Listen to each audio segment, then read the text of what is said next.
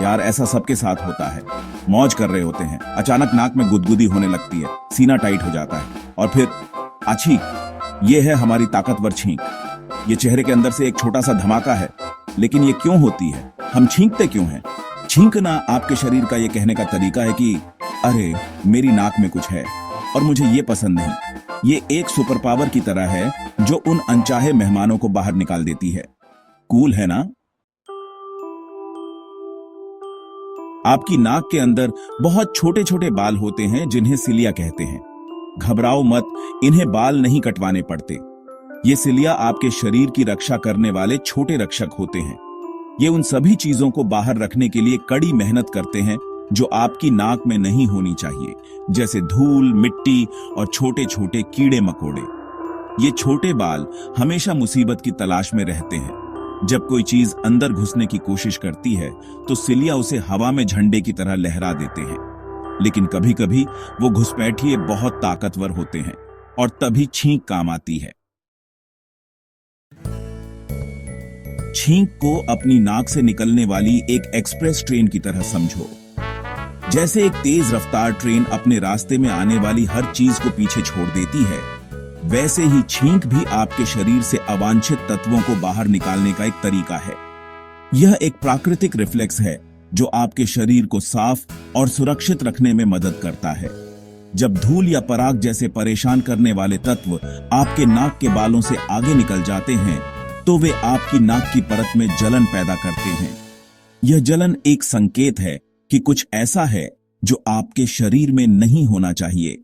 आपके नाक के बाल और म्यूक्स मेम्ब्रेन इन तत्वों को पकड़ने की कोशिश करते हैं, लेकिन कभी कभी ये तत्व आगे बढ़ जाते हैं। आपकी नाक आपके दिमाग को एक एसओएस सिग्नल भेजती है, घुसपैठिए का अलर्ट, हमें बैकअप चाहिए। यह सिग्नल आपके दिमाग को बताता है कि कुछ ऐसा है जिसे तुरंत बाहर निकालने की जरूरत है।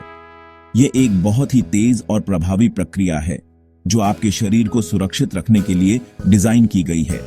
दिमाग, जो एक कमाल का कंट्रोल सेंटर है, एक्शन में आ जाता है। यह तुरंत आपके शरीर के विभिन्न हिस्सों को निर्देश भेजता है कि वे कैसे प्रतिक्रिया करें। यह प्रक्रिया इतनी तेज होती है कि आपको इसका एहसास भी नहीं होता। यह आपके शरीर के अलग अलग हिस्सों, जैसे आपकी छाती की मांसपेशियों, डायाफ्राम और यहां तक कि आपके गले और मुंह को भी मैसेज भेजता है। ये सभी हिस्से मिलकर एक समन्वित प्रयास करते हैं ताकि छींक को बाहर निकाला जा सके। आपकी छाती की मांसपेशियां और डायाफ्राम तेजी से संकुचित होते हैं, जिससे आपके फेफड़ों में हवा का दबाव बढ़ता है। ये सब मिलकर हवा का एक शक्तिशाली बल पैदा करते हैं जो आपकी नाक और मुंह से बाहर निकलता है। यह बल इतना शक्तिशाली होता है कि यह आपके नाक और मुंह से अवांछित तत्वों को बाहर निकाल देता है। छींक एक बहुत ही प्रभावी तरीका है जिससे आपका शरीर खुद को साफ और सुरक्षित रखता है। अगली बार जब आप छींकें तो याद रखें कि यह आपके शरीर का एक अद्भुत रिफ्लेक्स है जो आपकी सुरक्षा के लिए काम कर रहा है। तो ये घुसपैठिए कौन है जो ये सब परेशानी पैदा करते हैं? ये वो छोटे छोटे कण हैं जो हमारी नाक और गले में जलन पैदा कर सकते हैं और कभी कभी तो हमें छींकने पर मजबूर कर देते हैं। खैर, धूल एक बड़ा कारण है। यह हर जगह होती है, चाहे आप घर के अंदर हों या बाहर। धूल में कई प्रकार के कण होते हैं, जैसे मिट्टी, पराग और यहां तक कि मृत त्वचा के कण भी। यह हर जगह है और इसमें छोटे छोटे कण होते हैं जो आपकी नाक में जलन पैदा कर सकते हैं। जब आप धूल को साफ करते हैं तो ये कण हवा में फैल जाते हैं और आपकी सांस के साथ अंदर चले जाते हैं। फिर पराग है, पौधों द्वारा छोड़े गए वो छोटे छोटे कण।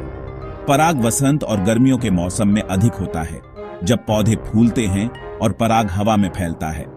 कुछ लोगों के लिए पराग क्रिप्टोनाइट की तरह होता है, जिससे उन्हें बहुत छींक आती है। पराग एलर्जी के कारण नाक बहना, आंखों में खुजली और गले में खराश भी हो सकती है। लेकिन रुकिए, और भी है। काली मिर्च, ठंडी हवा, ये भी छींक का कारण बन सकते हैं। काली मिर्च में पिपेरिन नामक एक रसायन होता है जो नाक के अंदरूनी हिस्से को उत्तेजित करता है। यहां तक कि तेज परफ्यूम भी छींक का कारण बन सकते हैं। कुछ परफ्यूम में ऐसे रसायन होते हैं जो नाक की संवेदनशील झिल्ली को उत्तेजित करते हैं, जिससे छींक आ सकती है। हर कोई अलग होता है, इसलिए जो एक व्यक्ति को छींक दिलाता है वो दूसरे को परेशान नहीं कर सकता। ये इस बात पर निर्भर करता है कि आपकी नाक कितनी संवेदनशील है और आप किस प्रकार के कणों के प्रति संवेदनशील हैं। ये एक ऐसी सुपर पावर की तरह है जिसका अपना दिमाग है। छींक आना एक प्राकृतिक प्रतिक्रिया है जो हमारे शरीर को हानिकारक कणों से बचाने के लिए होती है। तो अगली बार जब आपको छींक आए तो जान लें कि आपका शरीर आपकी रक्षा कर रहा है। क्या आप कभी धूप वाले दिन बाहर निकले हैं और अचानक आपको छींक आने का मन किया है? आप अकेले नहीं हैं। कुछ लोगों के लिए तेज रोशनी वास्तव में छींक का कारण बन सकती है। अजीब है ना? वैज्ञानिकों को ठीक से पता नहीं है कि ऐसा क्यों होता है, लेकिन यह एक दिलचस्प रहस्य है।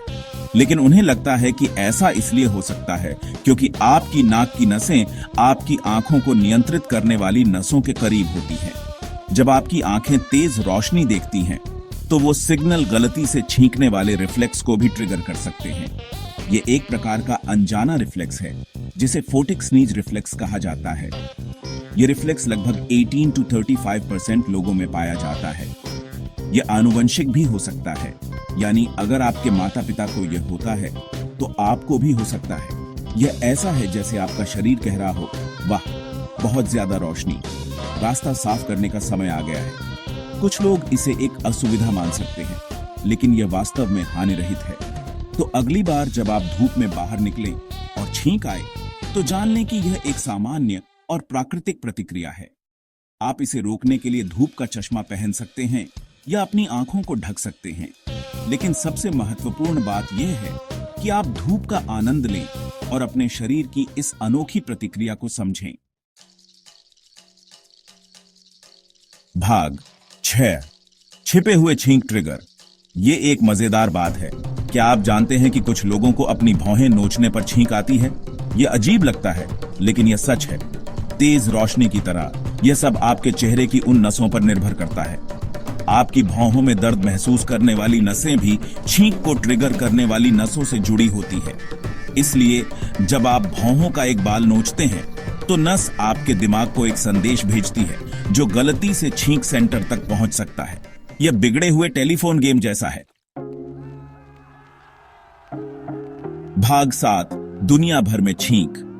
छींकना एक सार्वभौमिक भाषा है, लेकिन क्या आप जानते हैं कि अलग अलग संस्कृतियों में इसके बारे में अलग अलग मान्यताएं हैं?